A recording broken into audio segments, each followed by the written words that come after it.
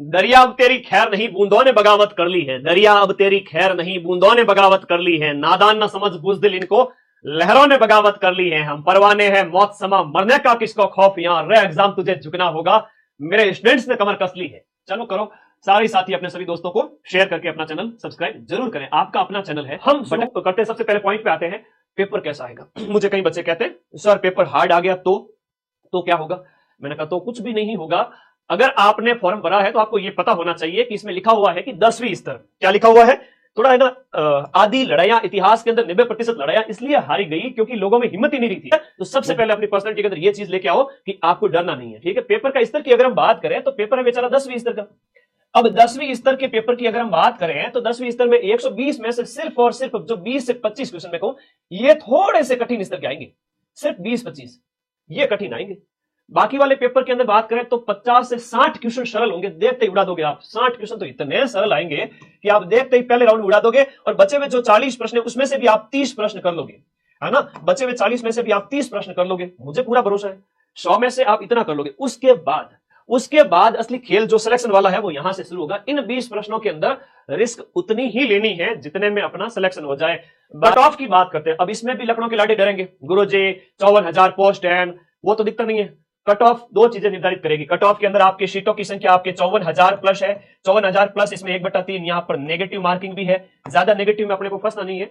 Limited प्रश्न, चाहे आपके जनरल ओबीसी वाले बच्चे हैं तो 100 प्रश्न, 105 प्रश्न, 110 प्रश्न करके, उसमें से भी अगर मैं बात करूं इन बच्चों ने बहुत समझदारी अगर दिखाई तो देखो किसी बच्चे ने ओबीसी जनरल इन बच्चों की बात करो 65, 67, 70 मान लो ज्यादा से ज्यादा 130 प्लस लाने वाला रेस में होगा, आराम से रेस में होगा जनरल ओबीसी वाला। अब एससी एसटी है, ओबीसी ईडब्ल्यूएस वगैरह है, इनकी थोड़ी और कम चली जाएगी। तो ध्यान रखना, मेरे बात को ध्यान रखना, 130 नंबर लाने के लिए आपका काट पीट करके 80 प्लस क्वेश्चन राइट होने चाहिए। काट पीट करके का मतलब यह हुआ कि आपने अगर 100 प्रश्न अटेम्प्ट किए, 105 अटेम्प्ट किए, 15 छोड़ दिए, इसमें से मान लो आपके 90 राइट हो गए, है ना, 90 राइट हो गए, 105 में से 15 गलत हो गए, 90 राइट हो गए। ऐसे अगर हम बात करें तो 90 राइट हो गए तो जो 90 का तो स्कोर 140 प्लस जाता है। आप 1.66 से गुणा करके देखो, हर एक प्रश्न जो 1.66 का है आप 140 से भी ज्यादा नंबर ले आओगे, जो कि 75 लगभग आपका 70% से भी ज्यादा होता है, ठीक है। ये बात आप लोगों को याद रखनी है। तो इन 90 में से फिर वो नेगेटिव वाले 15 काट दो तो 8-10 नंबर कटेंगे, तो 140 में से फिर 133-35 तक नंबर आ जाएंगे। जिसने यहां पर जो है 105 एक अटेंड किए और उसके बाद भी उसके 15 गलत होने के बाद जो नंबर आ रहे हैं कट पीट करके, वो उसके आएंगे 80 प्लस के अंदर 135 के लमसम नंबर आ जाएंगे, तो वो सिलेक्शन ले लेगा। और डंके की चोट पे सिलेक्शन लेना, कहने की कोई बात ही नहीं है, आराम से सिलेक्शन होगा उसका। मैं फिर से कह रहा हूं, इतनी बड़ी संख्या में सीटें हैं और अदर स्टेट वाले सिर्फ जनरल कैटेगरी से फाइट कर रहे हैं, तो आप जनरल वालों को थोड़ी सी मेहनत ज्यादा करनी पड़ेगी। अब सेकंड आगे आ जाओ, नॉर्मलाइजेशन न के बराबर होगा। मैं अगर कहूं आपको तो प्लस माइनस 2 नंबर या 3 नंबर, बस इतना सा ही नॉर्मलाइजेशन होगा। सर आप कैसे कह सकते हो इतना ही नॉर्मलाइजेशन होगा?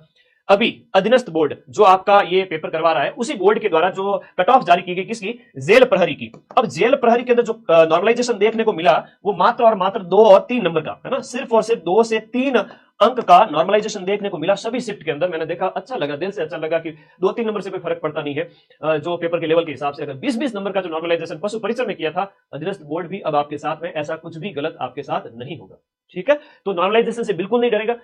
सिलेक्शन किसका होगा सर? बहुत बातें हैं जो सिलेक्शन के लिए मैटर करती है।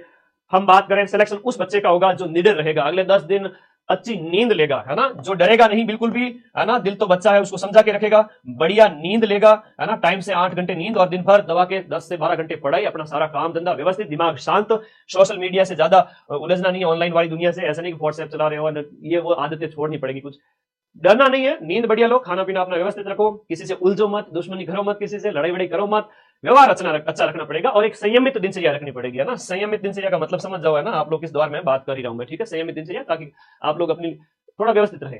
तो इस दौर के साथ साथ आप लोगों को ये सारी चीजें ध्यान रखना है।